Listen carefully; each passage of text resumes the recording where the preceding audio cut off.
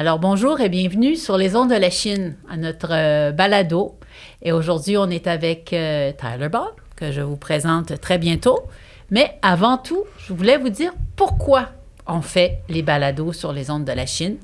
Eh bien, c'est parce qu'on veut communiquer avec les citoyens et c'est de plus en plus difficile aujourd'hui avec le manque de moyens de communication. Surtout, on a pu, après 100 ans du messager, et on a eu le métro pendant quelques années et maintenant, le messager n'est plus depuis le mois de juin. Alors, c'est très difficile de partager les informations municipales pour vous, de savoir ce qui se passe dans votre ville, où sont rendus les différents projets dont on parle. Et on veut entamer donc des conversations tactiques avec des gens qui sont sur le terrain, qui sont impliqués dans différents enjeux, qui sont des résidents de la Chine, que vous allez rencontrer et à travers notre conversation, vous allez savoir un peu plus de ce qui se passe dans votre arrondissement. Alors, Tyler, bonjour. Bonjour. Merci de me recevoir. Vraiment contente d'être là. Merci de participer à cet exercice démocratique. Je sais, moi, je t'ai connue parce que tu es une amie tu es une amie de Michelle Flannery dans l'ouest de la Chine. Et elle m'a présenté à toi parce que vous étiez en train de préparer un projet pour le quai 34. Alors, je sais que tu es très impliquée à différents niveaux dans l'arrondissement de la Chine, mais c'est la première fois que je t'ai vue. Et j'aimerais que tu nous parles de ce projet qui était gagnant, qui était lauréat du concours et qui a apporté à la Chine 3 quelques millions de dollars. Alors, ça me ferait tellement plaisir. Merci, Maya. Oui, justement, c'était toute une aventure pour moi qui, avant ça, oui, j'ai toujours été impliquée dans ma communauté, mais ça, c'est à un autre niveau. Et c'est bien que tu parles justement du journal Métro, parce qu'à travers un petit peu d'attention qu'on a eue via le journal Métro, le messager, ça a amené plusieurs questions de mon entourage par rapport à ce projet-là. C'est sûr que j'en ai parlé, mais bref, je vais vous présenter ça avec plaisir. Donc, c'est vrai que c'est Michel qui m'a présenté François et Julie, les deux collègues avec qui on a pu pondre l'idée du quai 34, comment on allait réimaginer l'espace qui est quand même au cœur de ce qui nous est cher à la Chine, c'est-à-dire le bord de l'eau. Ouais. C'est clair que quand on pense à la Chine, on pense au bord de l'eau. Mais en même temps, ça fait un peu dur. c'est vrai, c'est un peu méchant, mais c'est vrai. Tu sais, on est à la Chine... je trouve, j'ai toujours dit, un peu un microcosme de tout le Canada, de tout le Québec. On a un peu de tout quand même. Oui. On a, tu sais, résidentiel, c'est clair, commercial, mais industriel aussi. Tout le monde, je pense, connaît un petit peu notre historique industriel à la Chine. Et je dirais que le quai 34, ça représente à lui tout seul un petit peu... l'historique du développement de la Chine d'une certaine façon. Et je m'explique. Oui. Donc, quand on s'est dit, bon, on va se mettre ensemble, moi, ingénieur, François, architecte, Julie, spécialiste en urbanisation, c'était quand même 3 citoyens de la Chine, 3 résidents. Tout à fait, mais aussi avec des backgrounds complémentaires, je dirais, pour développer un projet plus artistique, il faut le dire. C'était vraiment François qui avait la vision artistique. Ouais.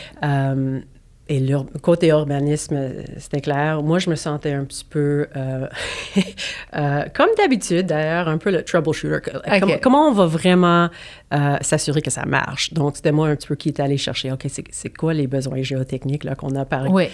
Pour que ça soit un projet...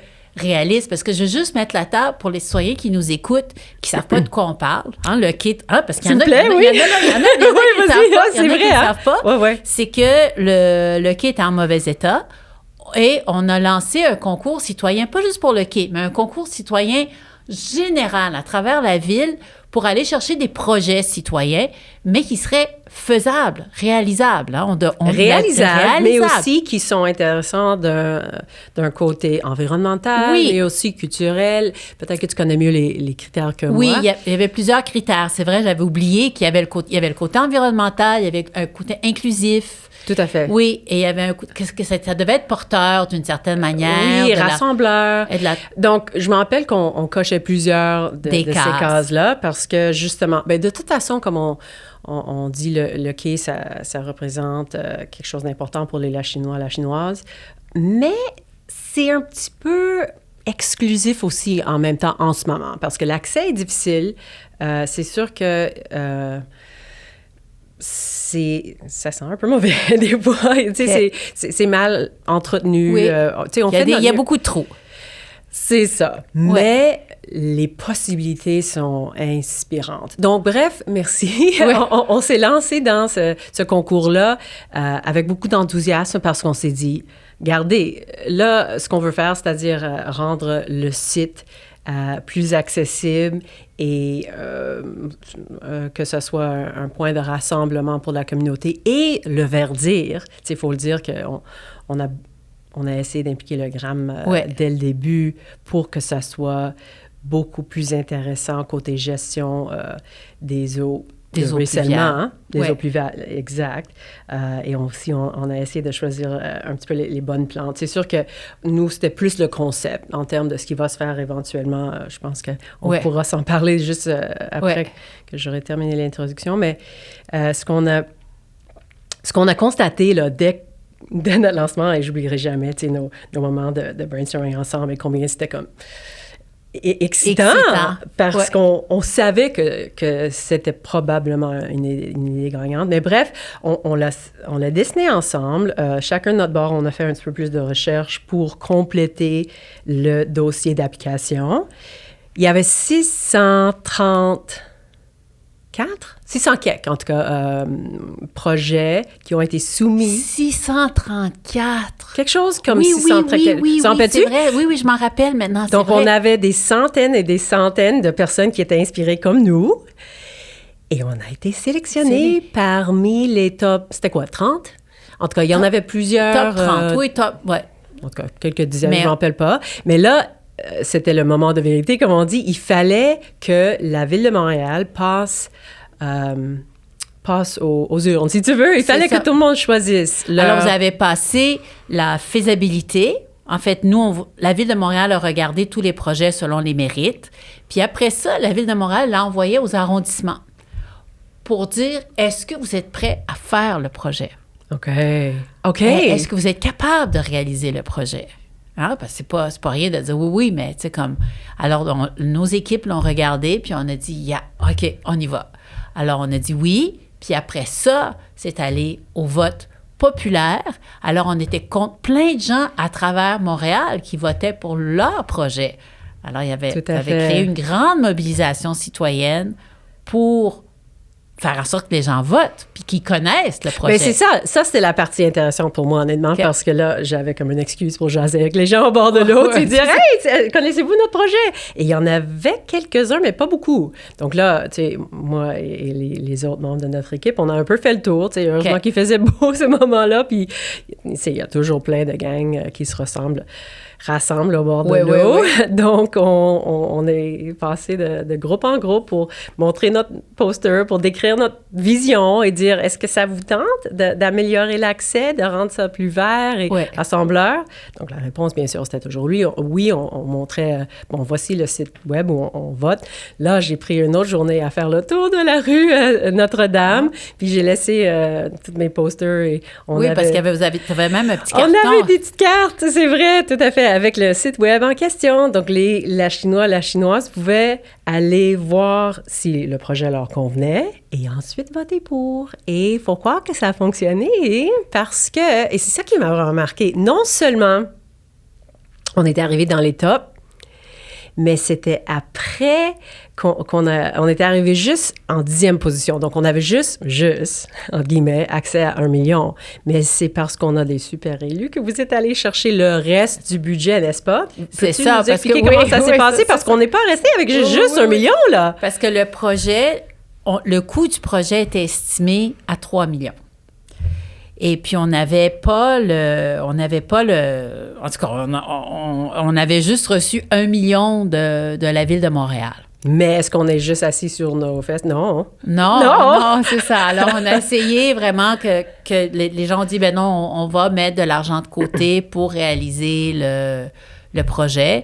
Et là, on part en réalisation cet été. Non, pas cet été, l'été, mais l'été qui s'en vient, l'été 2024. C'est ça. Les Chinois, la Chinoise pourront en profiter l'été prochain. Mais non, on ne pourra pas en profiter parce que ça va être en construction. Tout l'été? Tout l'été. Ah bon? Tout l'été jusqu'à l'automne parce que c'est une... Okay. On refait complètement l'asphalte. Ça va être du ciment... Ouais.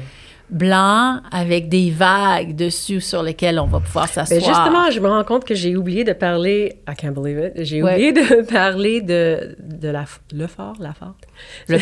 Parler du phare. Oui. Parce que le phare, faut le dire, là, ça fait partie de notre héritage spécial à la Chine quand même. Et de notre identité même. C'est vrai. Tu sais, souvent, quand on pense à la Chine, on pense à ce phare-là. Il ne faut pas oublier qu'il y en a 2. Hein. Souvent, les gens oublient qu'il y en a un en face du Dairy Queen en plus. Donc, c'est un peu un phare orphelin qu'on nomme. Okay. C'est spécial parce que, de un, oui, c'est vrai que ça appartient à une partie du gouvernement fédéral, puis l'espace à un autre, je pense. Non, là, ça nous appartient. Ça appartient à la Ville de Montréal, le quai. Le quai. Fédéral a cédé le quai à la Ville. Bon. Et tout le maintien et ça, c'est récent? Non. C'est récent, cette partie-là? Non, OK. C'est à nous, mais le quai, le phare lui-même appartient au fédéral et c'est lui qui doit le maintenir. Puis et le ministère de Pêche et Océan, eux, ils gèrent la lumière même ou même pas? Ils ont juste accès à la lumière? Ils ne fonctionnent pas, le phare. Il n'est pas allumé, mais ils l'ont quand même remis en état. Dernièrement. OK, merci. Ils ont fait donc, les ça se peut qu'avec le projet nécessaires. on espère en tout cas qu'on ait accès pour aller monter dedans. Bien, ça serait intéressant. Je ne sais pas si dans le projet c'est inclus, là, mais je pense que ça serait des négociations un peu plus poussées avec le fédéral. Nous, on touche vraiment au ciment et à l'aménagement.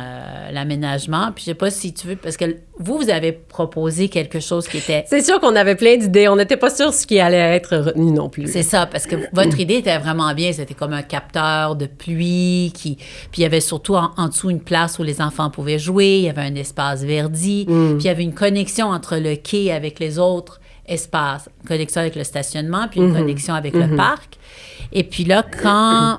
Là, bien sûr, vous l'avez proposé. Après ça, il y a eu un appel d'offres avec des professionnels qui ont bidé dessus. Et il y avait le nouveau projet. On l'a vu à plusieurs phases. Mais reprenez votre projet, mais avec des nuances. Puis une des nuances, c'est qu'ils n'ont pas mis la structure haute pour capter l'eau parce que ça affectait la vue, hein? Ça affectait la vue du phare. Oui, je comprends. Il ne faut pas toucher à cette vue-là. Non, je comprends. Alors, mais... Le fond est vraiment, vraiment, vraiment beau. Ils ont fait comme des dunes de sable ou des vagues en ciment brossées. Et puis, les gens vont pouvoir s'asseoir dessus. Et ça va être accessible en chaise roulante. Et il y a comme, en tout cas, il y a des stries pour ressembler un peu à des chemins de fer. Oui, tout à fait. Oui. Ça, c'est un bon segue, en fait, justement, parce qu'il y a un autre aspect que j'avais creusé beaucoup, en fait, quand on développait notre projet, c'est-à-dire l'historique, l'histoire de notre chemin de fer de la Chine. Je sais pas si tu t'en rappelles de petites vidéos, notre capsule qu'on avait fait pour essayer d'aller chercher les votes. Oui. C'est ça, mais j'avais... en tout cas, personnellement, je trouve ça vraiment inspirant et important pour quelqu'un qui... moi, je trouve qu'il y a comme un âme dans un espace, the concept of place. Moi, je sens vraiment qu'à la Chine, on a Ben, tu le sais, je pense qu'on a quelque chose de vraiment spécial. Historiquement, tu sais, depuis des milliers d'années, il y a eu des gens à la Chine. Comme on sait, on est en face de Kahnawake. Et les Premières Nations, évidemment, sont là depuis longtemps. Les Français, ensuite, plusieurs différentes cultures se sont installées. Et ce qui est fascinant pour moi, comme citoyenne de la Chine, c'est de regarder là où j'habite. Tu sais, qu'est-ce qu'il y avait avant? Il y a 100 ans, c'était quoi? Et comment les gens se sont installés via le chemin de fer? Saviez-vous qu'il y avait un chemin de fer de la Chine? Saviez-vous que le chemin de fer allait jusqu'au bout du quai pendant longtemps? Oui. Parce qu'il y avait un bateau qui arrivait d'en face de Châteauguay avec les fermiers qui apportaient leurs produits qui avaient de terroir, là, ils embarquaient dans le train qui était sur le quai. J'ai la misère à l'imaginer, mais... Oui, c'est pour ça que le quai est très, très solide. Oui, tout à fait! Donc, c'est vrai que ça a duré longtemps. Donc là, ils embarquaient dans le train et le train les amenait jusqu'au centre-ville de Montréal afin de vendre leurs produits. C'était le premier train à Montréal. Oui, tout à fait. C'était le premier train. Donc, une chose que j'espère, je ne sais pas où on est rendu là, mais j'espère vraiment qu'il y aura des pancartes et de l'information pour les visiteurs de notre beau projet. De l'histoire, oui. Je ne sais pas ce qui est planifié, mais définitivement... Il y a des possibilités, en tout cas. Oui, parce que c'est pas fini. C'est pas fini. On fait juste commencer les travaux, entamer les travaux. Puis il y a une chose qui est intéressante, je vous le dis parce que les dessins, on les a approuvés, là. Mais comme c'est un quai de pêche, ça va rester un quai de pêche, mais on a décidé qu'on aurait immortalisé un peu les poissons qui vivent dans le fleuve. Parce qu'on ne les voit pas. Hein? L'eau est brune à cause de l'Outaouais qui est qui a beaucoup plus de sédiments. Alors, on ne voit pas. Mais on le voit, tu sais, quand les pêcheurs sortent les poissons, on voit les esturgeons, on voit les crapets soleil, les brochets, les différents... Mais on les a mis, ils vont être en métal. La forme va être là avec le nom.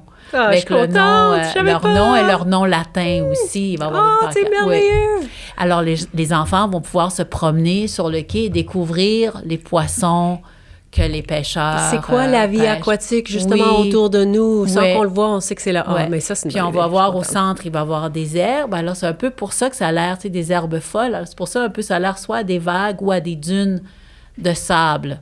Alors, je pense que ça va être beaucoup plus agréable pour se promener. Puis je pense qu'il y a une grande question de l'éclairage. Puis l'éclairage va être très subtil, justement, pour pas nuire au coucher de soleil puis au phare. On ne voulait pas dénaturer le... Mais il y aura quand même un éclage pour qu'on puisse en profiter la nuit, c'est ça? Un éclairage subtil qui va venir en dessous du béton, parce qu'il y a des différentes couches de béton. Alors, on dirait que ça va flotter. OK. Donc, on pourra l'utiliser en sécurité le soir, la nuit. Oui. Oh, merveilleux. Alors, ça, j'ai hâte de voir le tout terminé. Puis, il va y avoir des accès. Ça va être beaucoup plus facile d'accéder au quai par le parc. Présentement, c'est pas un peu chaotique. Évident. On sait pas... Mais on comprend encore une fois, parce que c'est notre histoire un peu plus industrielle.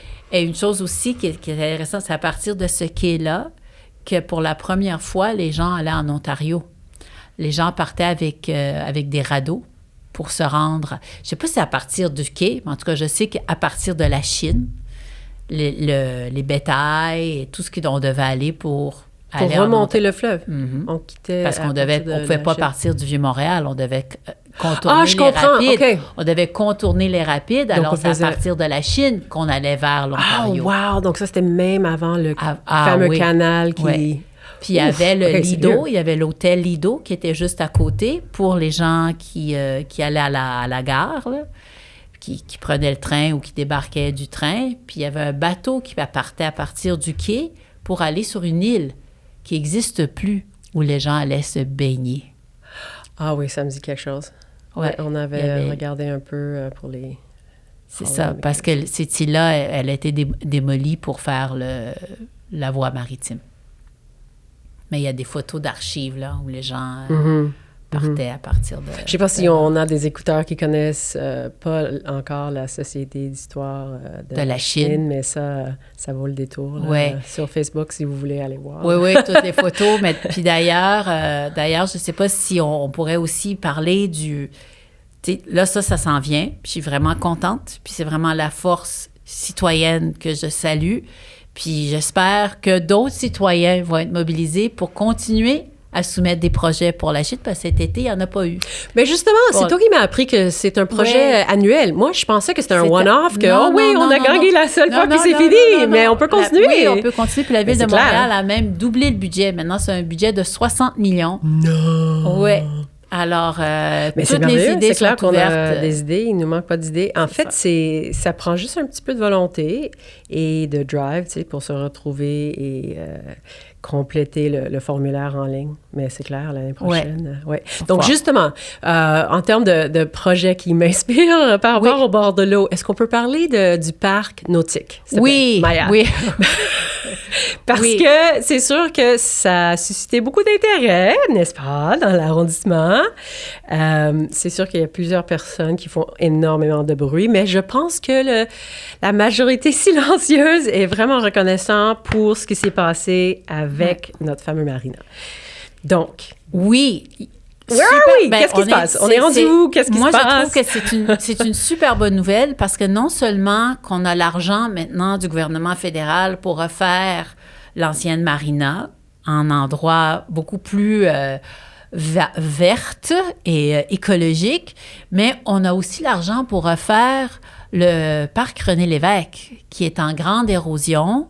Ah! Oui! Donc, vous allez toucher également au parc René Lévesque? Absolument! Plus le côté... les deux côtés du parc René Lévesque. Ah oui, Les deux côtés du parc René Lévesque, oui.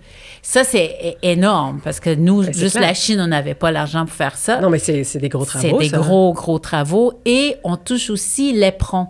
Ça, c'est la pointe qui avance dans le fleuve. Alors, au bout du parc René Lévesque, il y a une autre petite digue. Bien, tout à fait. Là où les gens n'ont pas le droit d'aller, c'est bien. Parce que c'est tout brisé. Et aussi parce que c'est naturel. Je me rappelle, j'étais allée là une fois et quelqu'un disait « Hey, wow, c'est comme le seul endroit où les oiseaux peuvent être non dérangés par les humains. Veux-tu juste pas aller là? » Je dis, OK. Mais c'est vrai. Oui, mais en ce moment, c'est tellement en érosion que la terre s'enlève.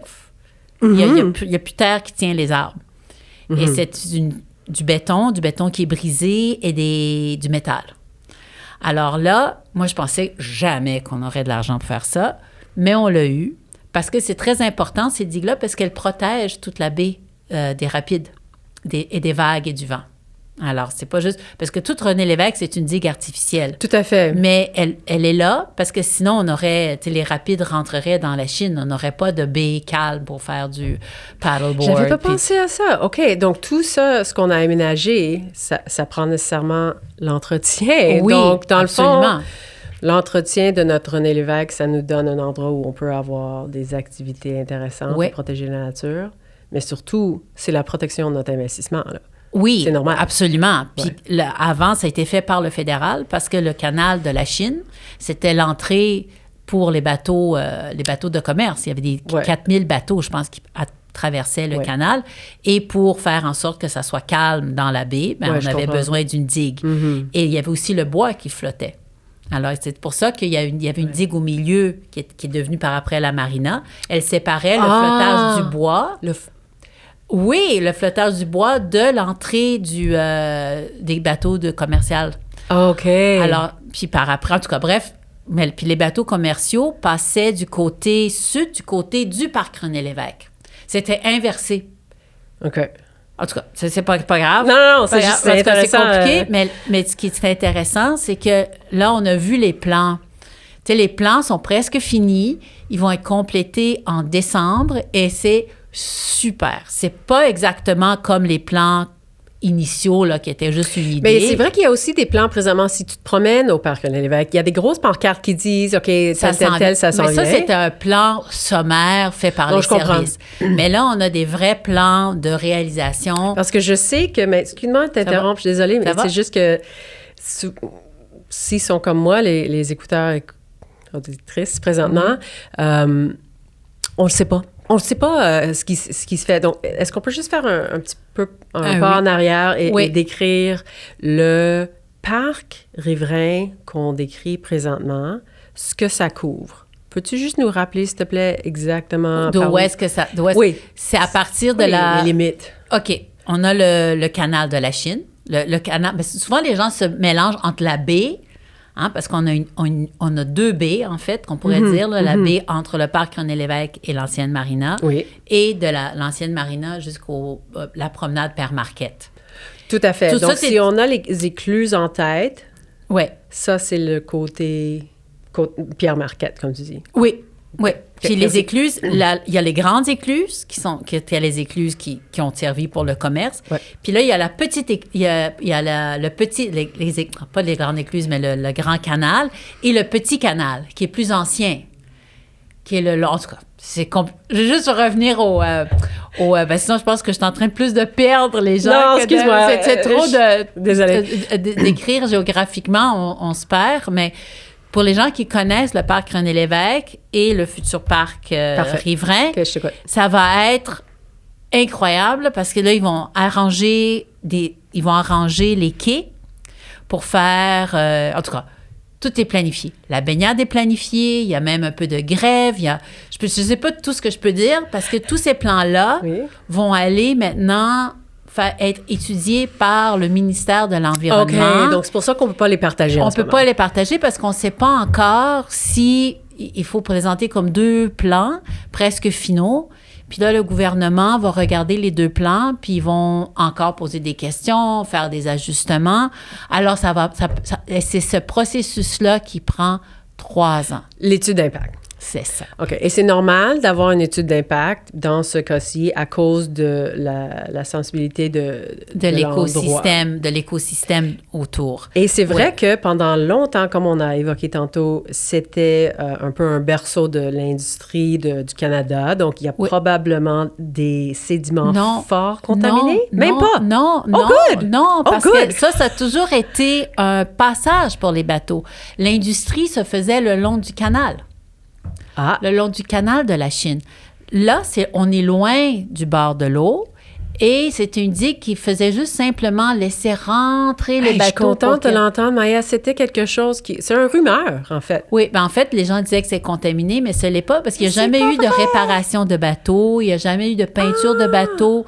C'est toujours été... Le bateau n'était même pas entreposé, là. C'était juste comme une place où les bateaux pouvaient accoster pour l'été. Wonderful. Puis après ça, ils s'en allaient. Good. Là où il y a eu plus de travaux sur les berges, c'est à l'endroit où le club de canot est.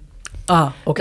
Parc Noël Spinelli. Là, il y a eu des travaux. Alors, les sédiments, là, doivent être contaminés. OK. Dans mais le fond de l'eau. On ne parle pas de ça le projet. C'est pour ça que dans le parc riverain, c'est idéal parce que l'eau, elle est bonne en tout temps. Même quand il pleut, ça fait 3 ans. Et les sédiments aussi, tout est correct.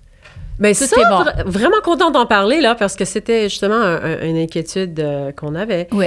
Attends, il y avait autre chose que je voulais savoir. Ah oui, c'est ça. Donc, évidemment, le marina, il y a beaucoup de quais. Et il me semble que tu m'avais évoqué qu'on va récupérer non seulement les quais, mais aussi les équipements électriques. Oui, parce que... Il y a plus de quais que ce qu'on a besoin pour refaire le parc. Les gens du parc vont prendre les quais pour faire des promenades, pour faire comme une sorte de piscine dans le lac, là, qui va être... Piscine dans le lac. Ça va être... Il va y avoir comme... En tout cas, on va avoir un espace pour nager, un peu comme le bain Louise, et il va y avoir des quais de terrasse, là, où les gens vont pouvoir prendre du soleil. En tout cas, bref, il y a plusieurs idées dans l'air. Et... mais il y a des quais qui vont rester. Alors, ces quais-là, en priorité, vont aller aux organismes montréalais. Et comme on a la plus grande école de voile à Montréal et qu'on est dans la baie, bien, on va pouvoir utiliser les quais pour le club de voile, puis on va pouvoir utiliser les quais pour le club de canot qui a besoin d'un quai de plus. Puis les citoyens s'en servent pour mettre leur embarcation dans l'eau, celui qui est le long du canal, du petit canal. Oui, tout à fait. Et les gens, ils le savent? Oui. Les gens, ça, c'est parce que ça, c'est public, hein, parce que il y a un stationnement. Le stationnement à côté c'est un CHSLD Bossy, là. Oui. Juste devant le club de canot, il y a un petit stationnement. Oui. Bien là, il y a des escaliers publics qui descendent dans le petit canal. Oui, OK. Donc, on va en avoir un autre quai là. Là, c'est ça. Il y aurait un autre quai là. Puis je ne sais pas si le club d'aviron a aussi besoin de plus de quais, mais je sais que le club de voile, son quai principal, là, la grande plateforme où ils ont les camps de jour a brisé cet été. Quelqu'un est passé à travers.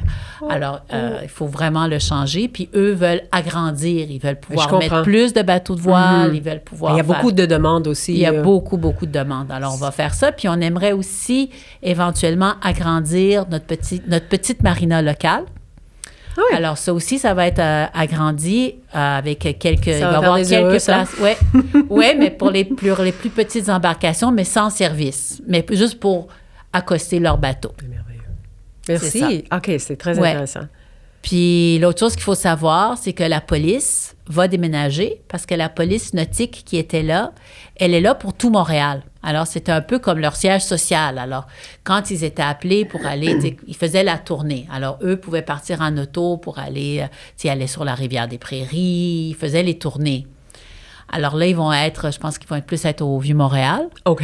Mais ça, ce bâtiment-là se libère. Ça va devenir un bâtiment public pour les camps de jour.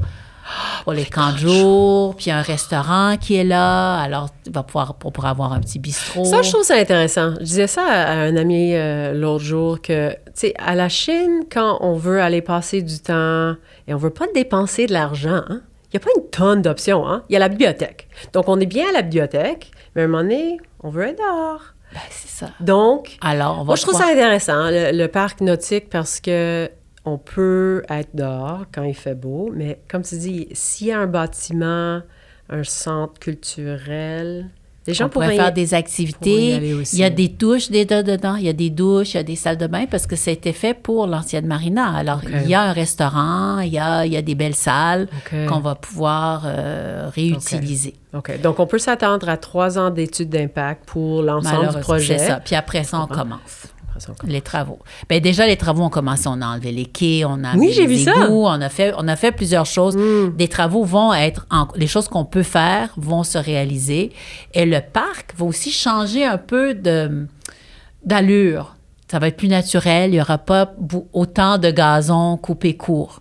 Il va y avoir plus de diversité dans la végétation. Sûr. En fait, c'est ça qui m'avait un peu séduit dès le début de ce projet-là, parce que, tu sais, on parle beaucoup de changement climatique et pourquoi, tu sais, on a des bouleversements dans la biodiversité de manière générale. Ouais. Puis autour de Montréal, tu sais, en arrivant en avion d'un voyage de travail l'autre jour, j'ai regardé tous les toits plats et tous les endroits, tout avec le macadam, et j'ai fait « Donc là, si nous, on fait partie de ça, justement...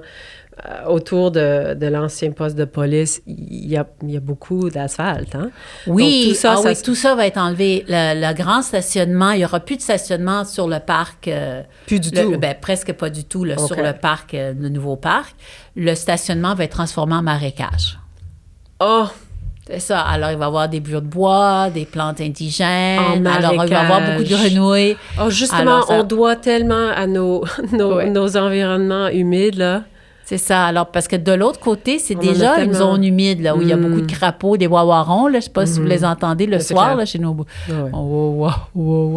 Et puis, mais là, il va en avoir plus. Il va y avoir plus de tortues, plus de wawarons, plus de poissons. On le doit, notre retour, comme ça. Oui, ça va être vraiment, vraiment bien, là. Je pense. J'ai hâte de voir. Il va y avoir, on est en train de planifier à mettre des escaliers. Des grands escaliers en pierre pour descendre dans l'eau, des parties de gravier pour descendre dans l'eau. Alors, l'accès à l'eau va être vraiment moi, je suis fière. Peu partout. Je suis vraiment fière. Oui, c'est merveilleux. C'est merveilleux. Mais moi, je suis contente qu'on a du financement pour refaire ce bijou qu'on a hérité, mais qu'on peut s'en prendre soin, puis le mettre au goût de... Tu sais, pour y donner une nouvelle vie. C'est ça. Comme on disait au début, il faut investir là-dedans. Est-ce qu'on va protéger également les berges un petit peu plus vers l'ouest? Je sais que malheureusement, d'année en année, il y a l'érosion. Oui, depuis les inondations 2017, puis les inondations, ça gruge continuellement le bord de l'eau, puis il y a des endroits qui sont vraiment dangereux. C'est ça. Sans arbres, c'est impossible. Je présume que ça fait partie de notre plan. Oui. Là, on a réglé ça.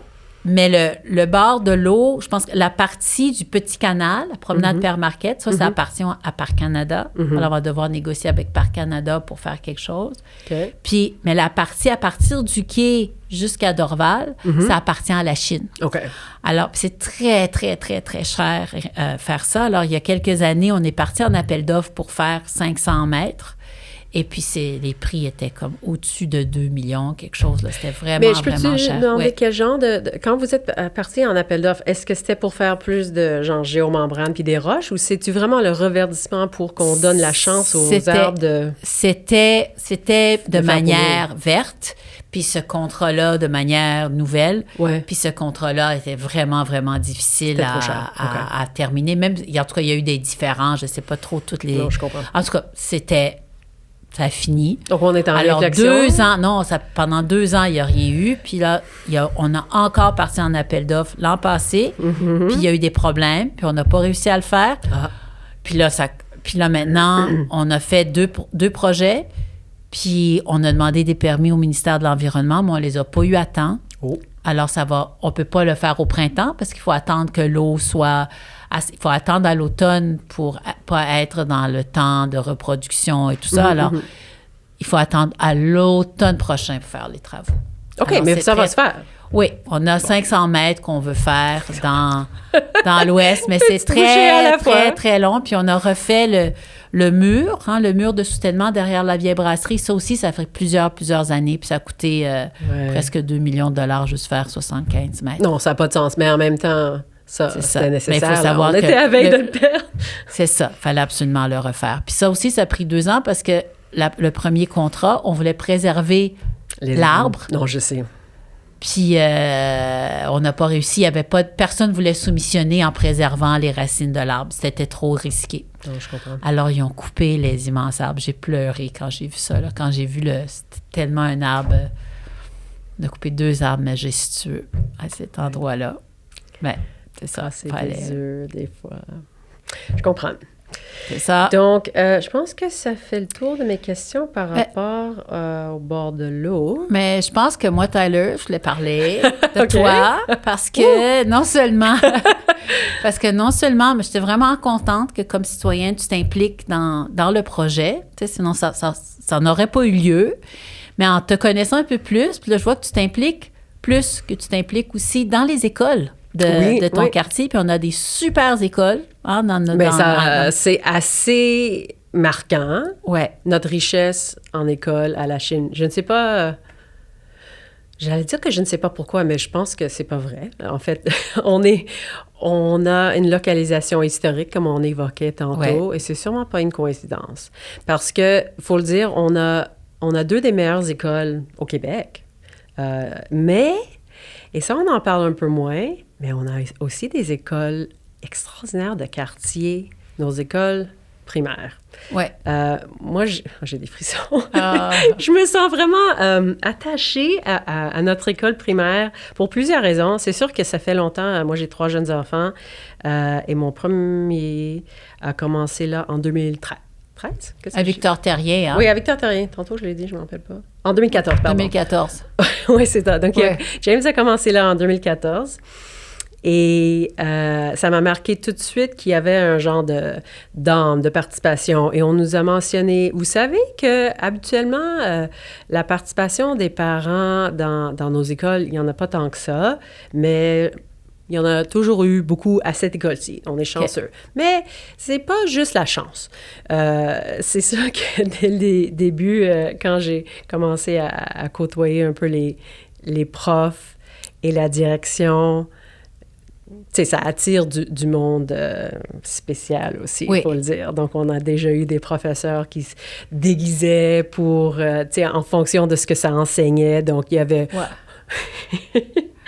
il y avait Bob le comptable pour les mathématiques. Il y avait Rosie qui enseignait les arts. Et ça, c'était juste une seule professeure qui faisait, je pense, 13 personnages différents. Wow. Et là, il y a bien sûr André Théoret qui a longtemps enseigné en deuxième année, mais lui aussi est impliqué dans les éclusiers. Je ne sais pas si les gens qui écoutent aujourd'hui connaissent les éclusiers, mais ça, c'est un autre bijou spécial à la Chine. Oui. Donc, bref, c'est juste un petit aperçu de deux professeurs types à cette école-là. Mais comme parent, oui, je me suis impliquée dès le début comme présidente de l'OPP. OPP, c'est l'Organisation de participation des parents. Okay. Personne le nomme, là, c'est l'OPP. Oui. Et quelqu'un, au début, l'avait décrit comme le comité social, mais c'est pas vrai. C'est pas vrai parce que on devient plus le lien entre les familles et l'école pour que l'enfant sente que il ou elle est bien chez soi. Donc, c'est au début... Rosie Zioani qui a pris sa retraite depuis, mais elle était assistante directrice. Elle avait mentionné, c'est elle et l'école, ils vont chercher un sens d'appartenance. Et je trouve qu'ils font bien ça. Et chez Victor Terrien, et chez Catherine Sumillard, et les Berges, et tous les autres merveilleuses écoles qu'on a chez nous, il faut le dire, on en a beaucoup. Dans les quartiers Est aussi, je sais que c'est la même chose. Je les connais moins bien. Mais ce qui est spécial cette année avec Victor Terrien, c'est qu'on fête nos 100 ans. Oui. Donc, avec cet événement-là, j'ai évoqué tantôt mon intérêt pour l'histoire de la Chine. J'ai eu une excuse pour aller creuser dans les archives et apprendre c'est qui Victor Terrien. Il y a quelques années, Amélie Dansereau, une super bénévole chez nous, avait organisé une rallye vélo. Et c'était une question pendant la rallye. Qui était Victor Terrien? Et ça ne se trouvait pas sur Internet, donc personne n'était capable de répondre. Wow. Imaginez-vous qu'on a une école qui s'appelle Victor Terrien, mais on ne sait pas pourquoi. Donc là, maintenant qu'on est à 100 ans de Victor Terrien, ben, c'était naturel. Donc, je me suis lancée dans la recherche. C'est qui? Bon, c'était un prêtre qui était, en fait, chanois, je n'ai pas tout le bon vocabulaire, mais il était responsable de la paroisse de la Chine en 1920. Donc, ils se sont rendus compte qu'avec les deux écoles du quartier, il n'y avait pas assez d'espace pour les plus jeunes. Donc, en 1923, Victor Terrien a ouvert une nouvelle école sur la 34e, pas une coïncidence sûrement, là, dans une maison anglophone en haut, francophone en bas, pour les premières années et je pense que le deuxième. Donc, quelques années plus tard, ça a déménagé à l'adresse où ça se trouve présentement, mais ça a commencé là, il y a 100 ans. Ah, wow! Donc, à suivre, parce qu'on va avoir un genre de journal. Ça va être un livre qu'on va publier cette année avec tout ce qu'on a découvert sur l'histoire de... Puis je suis allée à votre lancement du 100e, une grande fête, puis j'ai vraiment senti... C'était vraiment incroyable. J'avais l'impression que les enfants étaient là chez eux, puis que ils étaient là avec leurs amis, leurs parents. C'était vraiment comme une fête de quartier, là, puis il y avait toute une ambiance dans le gymnase, avec les lumières tamisées, puis les éclusés étaient là. Oui, c'est vrai, ils sont venus cette journée-là. Mais il faut dire qu'on fête aussi la fête champêtre une fois par année, et c'est un petit peu plus inclusif parce qu'on était un peu limité. Le gymnase, malheureusement, il faut caper le nombre de personnes. Mais quand on fait des fêtes à l'extérieur, on n'a pas de limite et on peut inviter tout le monde. Parce que c'est quelque chose qui me tient à cœur d'être le plus possible d'être inclusif. C'est pas chargé pour l'entrée. La fête champêtre, c'est bien parce que... je tiens, avant de finir, on finit bientôt, mais je tiens aussi à saluer l'implication de tous les gens. Il y a les coachs. Il y a les coachs, oui, mais il y a aussi les parents qui sont dans les écoles, qui font en sorte que c'est des milieux de vie. Je suis contente que tu le dises. Agréables. Je suis vraiment contente que tu le dises parce qu'en ce moment, là, les parents de cet âge-ci en particulier, on est squeezés, vous le savez, entre nos parents qui vieillissent, donc ça prend de plus en plus de soutien, d'amour, de nos jeunes enfants qui maintenant, pour être super parents, il faut qu'on les implique dans plein d'activités, ou en tout cas, on se sent un petit peu obligé. On a nos carrières, tout le monde ou presque, à Victor Terrien, c'est les deux parents qui travaillent. 100% sont inscrits au service de garde. C'est pas... 100%? 99. En tout cas, c'est presque tout le monde. Donc, on court. On court. Mais en même temps, on s'implique à l'école parce qu'on l'aime, notre école de quartier. C'est super. Puis on le sent. Puis dans plusieurs écoles à la Chine, je le sens qu'il y a comme un attachement. Ouais. Puis ça vient beaucoup des parents, des enfants et des parents et des professeurs qui se donnent. Puis j'en connais quelques-uns qui veulent faire des projets, qui font des projets politiques avec les enfants, tu sais, pour comment aider le monde, puis comment changer les choses. Les professeurs, ça va ressortir dans mon livre de 100 ans de Victor Terrien, parce qu'on en a eu des marquants. Il y en a en ce moment, qui se donnent. Ils se donnent. Puis je pense que jamais assez dans notre société qu'on remercie puis qu'on valorise les professeurs qui sont vraiment, puis je fais un commentaire, ils sont vraiment sous-payés parce que je l'ai fait pendant un petit bout de temps, là, juste la correction pour un projet d'art que j'avais fait dans une école spéciale en environnement, là.